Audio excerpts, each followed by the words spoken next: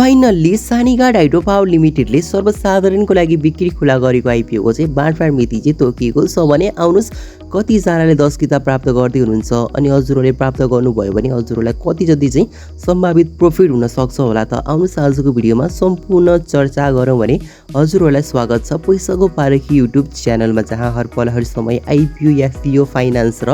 Share मार्केटसँग सम्बन्धित ताजा र महत्त्वपूर्ण अपडेटहरू छोटो मिठो लिएर आइरहेका हुन्छौँ। यस्तै अपडेटको लागि हाम्रो च्यानललाई सब्स्क्राइब गर्न चाहिँ पक्कै पनि नबिर्सिनुहोला भने यस सानीघाट हाइड्रो पावर लिमिटेडको नेटवर्थ रहेको छ 104 रुपियाँ 57 पैसा भने अर्निङ पर सेयर चाहिँ 2 रुपियाँ 80 पैसा चाहिँ रहेको छ। यसको नेटवर्थ अनि अर्निङ पर सेयर चाहिँ अन्य आइपिओहरू हाइड्रोको तुलनामा चाहिँ राम्रै अनि पोजिटिभ चाहिँ देखि नै रहेको छ भने यस कम्पनीले बिक्री खुला गरेको आइपिओमा चाहिँ 27,66,700 जनाले आवेदन दिनुभएको थियो भने जम्मा 4,67,400 जनाले 10 किताब प्राप्त गर्न सफल हुनुहुनेछ भने 22,79,300 जनाको हात चाहिँ खाली नै रहनेवाला छ भने हजुरहरू 4 लाख चान्चुनमा पर्नुहुन्छ कि 22 लाख चान्चुनमा पर्नुहुन्छ के लागेको छ कमेन्टमा बताउनु चाहिँ पक्कै पनि नबिर्सिनुहोला भने यदि हजुरहरूले 10 किताब प्राप्त गर्न सफल हुनुभयो भने यसको चाहिँ पहिलो कारोबार मूल्य 100 रुपियाँदेखि 300 रुपियाँको बिचमा चाहिँ रहनेवाला छ भने पहिलो दिन 15% सर्किट त स्योर हानिहाल्छ भने पक्कै पनि राम्रै फाइदा दिन सक्ने कम्पनी त